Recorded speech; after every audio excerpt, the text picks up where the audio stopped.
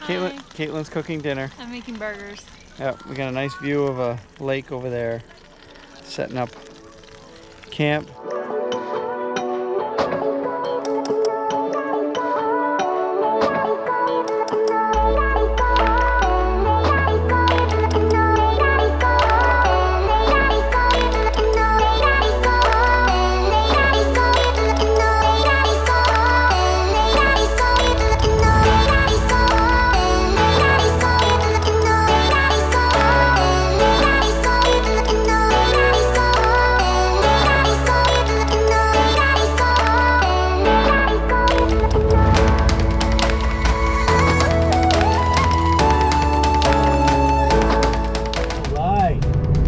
Vacation has begun.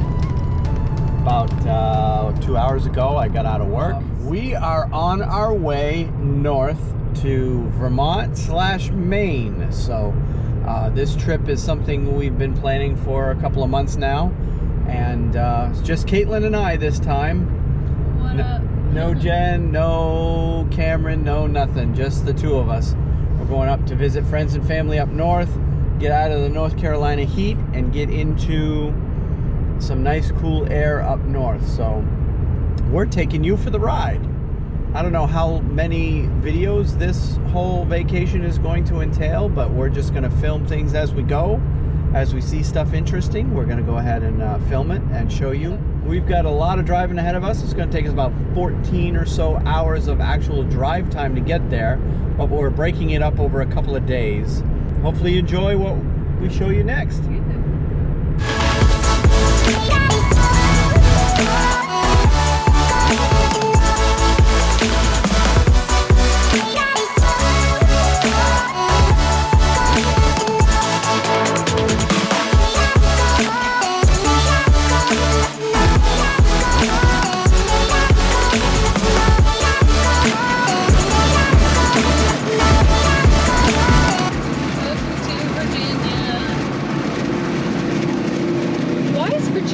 Lovers. I don't get that. It's a saying they've had forever. I know, I don't understand it.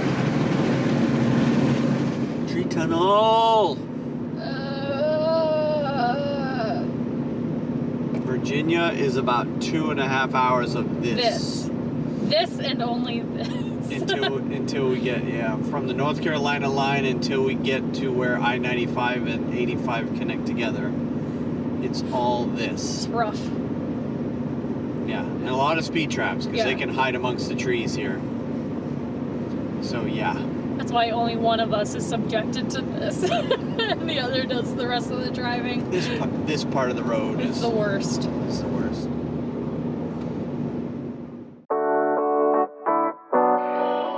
The first 3 to 4 hours generally go smoothly, as most of the trip is through the rural parts of Virginia. I'm restless, so give me something to do. Yeah. I can't stay here because I need. But then we reach Washington, D.C. about 4.5 hours into the trip. As usual, getting through Washington, D.C. and Baltimore was a chore with all the traffic delays. I've never been able to find a clean route through those two cities without some sort of delay, even with the help of live traffic updates through Google Maps. Please comment below if you have the secret to getting through D.C. without delays, without going way out of the way, of course. Yay, traffic. Yeah. Welcome to Washington.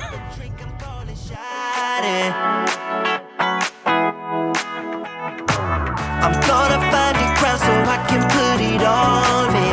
Swinging from the chandeliers, I won't be sorry. I got a feeling I'm gonna crash into this party. I'm just an accident waiting to happen like.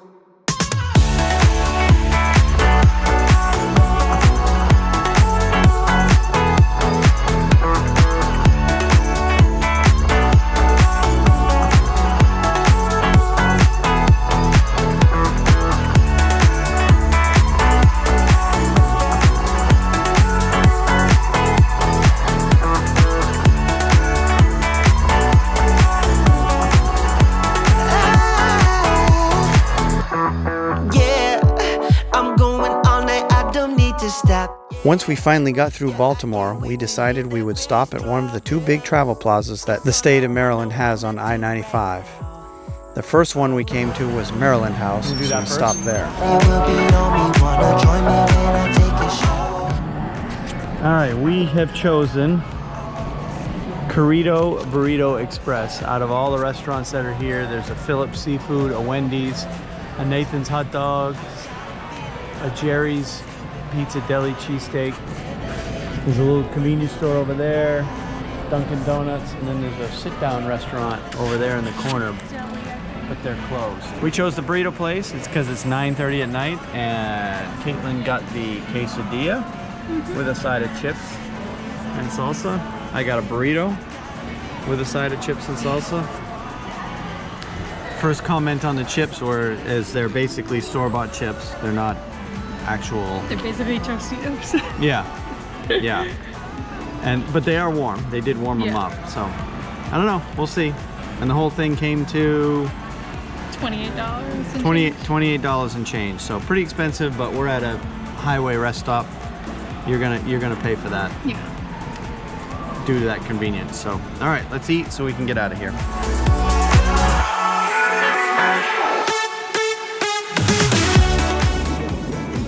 After stopping at Maryland House, we continued north, and within 90 minutes we made our way out of Maryland, through Delaware, and into New Jersey via the Delaware Memorial Bridge. In half a mile, keep left at the fork to stay on I-95 North. Welcome to Delaware. She said it! She said it!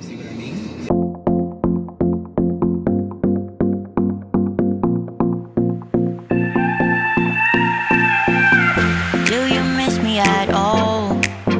Do you think about the things we used to do? Welcome to New Jersey.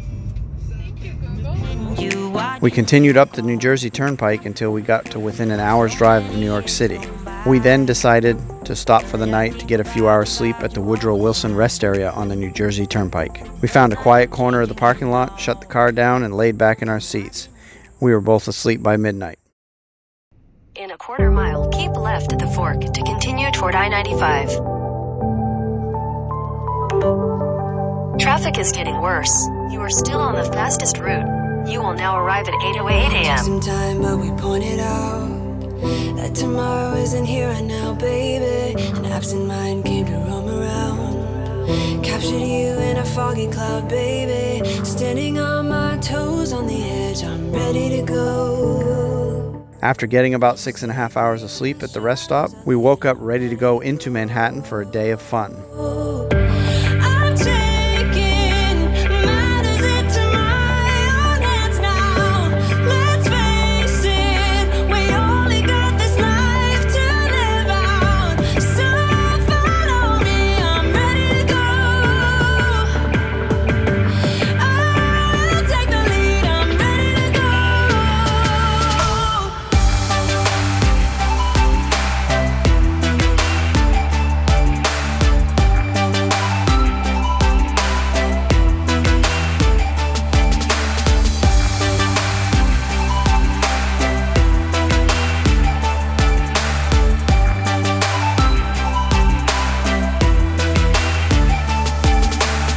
Bumps in the road, many obstacles. But when we fall, we get up and go, baby. The way they think is paradoxical. Captured you in a foggy cloud, baby. Standing I've been wanting to go to B&H Photo for some time now, as I've heard that their store is an incredible place to visit for high-end, pro-grade tech gear. Caitlin wanted to go to the Mood Fabric Store, a 3-story fabric warehouse where fashion designers get a lot of their materials. Coincidentally, both stores are only a few blocks apart in Midtown Manhattan. So we drove into Manhattan via the Lincoln Tunnel and found a parking lot a short walk from B&H. I'll take the lead, I'm ready to go.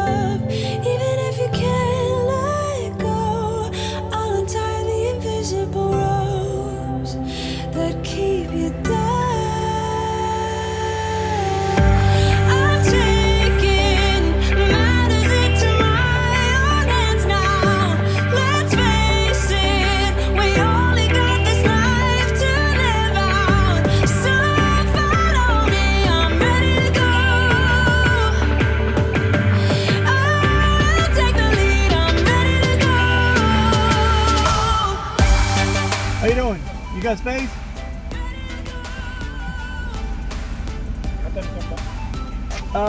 Sometime this afternoon. 2 o'clock, 3 o'clock, somewhere around there. Ish, yeah. We're in no rush.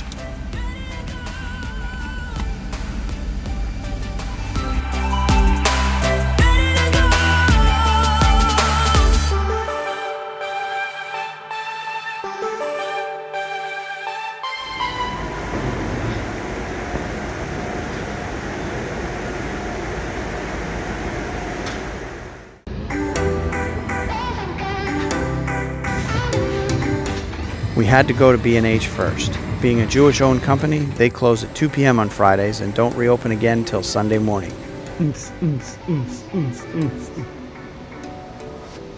We were both amazed at the stuff that they had on display at B&H. From still cameras to video cameras to drones to audio gear, they carried stuff I thought was only available through online ordering.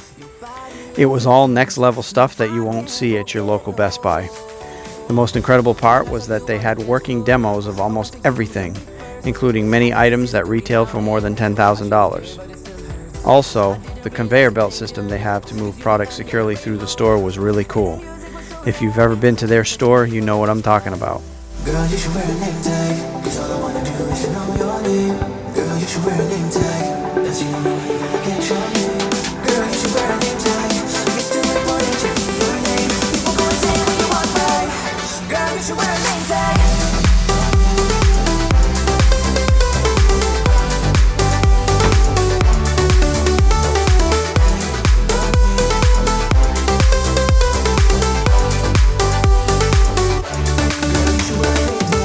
Lose control of myself, can find you anywhere. Been trying for too long. I gave up, I'm in love. Been looking everywhere. It doesn't make sense, no. Cause I need you on the dance floor. 4 a.m. and we go home. I guess it's history now and I shouldn't care but it still hurts. I didn't realize the danger, cause you're the end of the rainbow. And the music was so loud, didn't catch your name out of this crowd. Girl, you should wear a name tag, cause all I wanna do is to know your name. Girl, you should wear a name tag, that's the only way that I get your name. Girl, you should wear a name tag, it's too important to be your name. People go insane when you walk by. Girl, you should wear a name tag.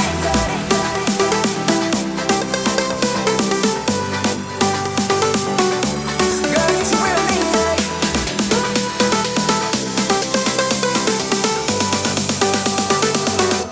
Girl, you should wear a name tag.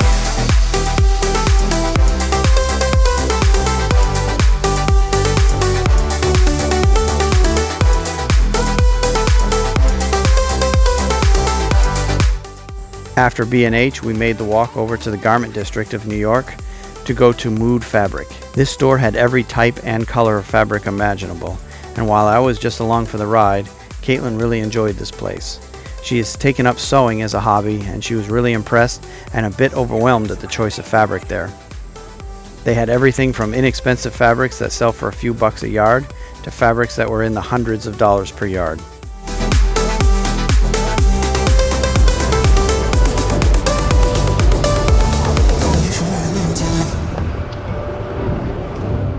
After doing some shopping at these two unique stores, we were hungry, and Caitlin had picked us a great place to get some Chinese food for lunch. Where in New York do you find the best Chinese food? Chinatown, of course. Chinatown is in Lower Manhattan, so we jumped on the subway and headed south. 2 seats right there for us.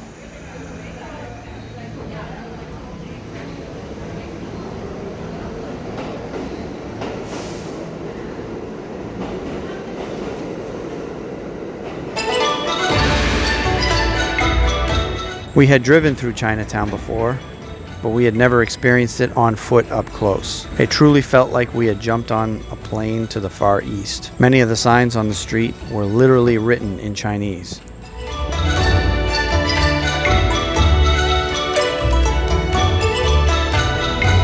Even many of the businesses that were well-known American businesses had both languages printed on their signage. There were many outdoor markets set up on the sidewalks, and lots of local people we encountered were speaking in their native tongue.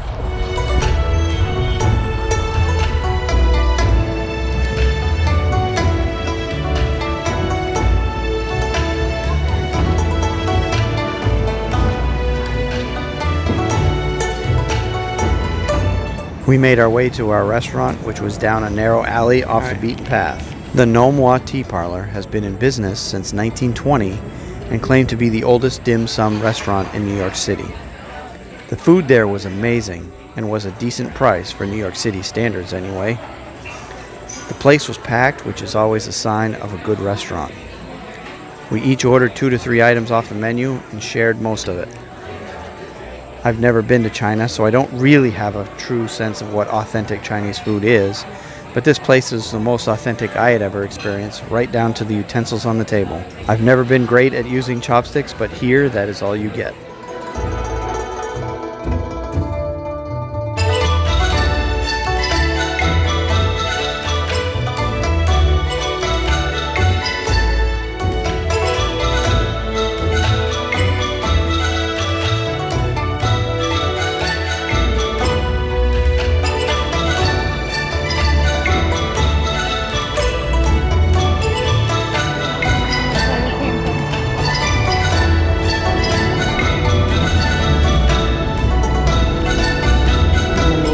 After a satisfying and delicious lunch, we jumped back onto the subway back up to Midtown to go get our car.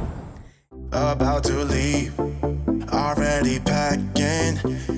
Getting out of Manhattan is always more difficult than getting in for us. That's probably because we always go in early in the morning and leave in the middle of the afternoon. It took us a long time to get out of Manhattan, and the traffic was slow moving for a couple of hours. We traveled north up 12th Avenue, which becomes the Henry Hudson Parkway, and then eventually made our way north to the Taconic State Parkway. Take my hand, we'll make it somehow. We can't miss out. I'm done living life. After about 2 hours of driving, we decided to look for a campground to stay for the night, and we found a great little campground at Sylvan Lake, New York.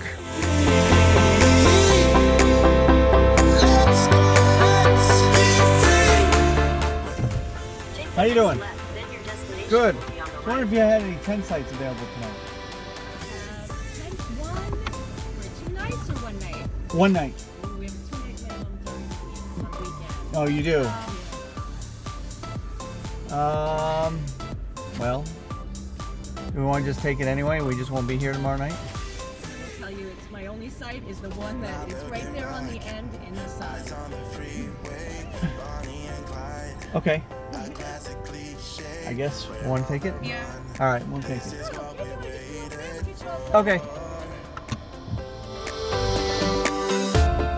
After securing our campsite, we went and found a Hannaford supermarket nearby to go get some dinner supplies. I'm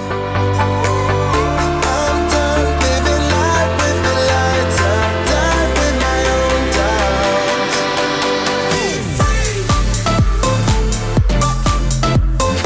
own doubts. Upon returning from the store, we used the rest of the evening to relax by the campfire, cooking burgers over the fire, enjoying some adult beverages, and then finished off the night with some s'mores.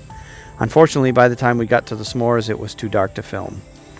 We hit the hay around 10 o'clock as both of us were wiped out from our 10 plus hours of driving and very little sleep over the past couple nights. All right, Caitlin. Caitlin's cooking dinner. I'm making burgers. Yep, we got a nice view of a lake over there. Setting up camp. We still got to blow up the mattresses, get them going, but for right now, we are cooking dinner over a wood fire. You're not completely over the fire, do you know that? Okay. So you're almost frying them at this point. Yeah.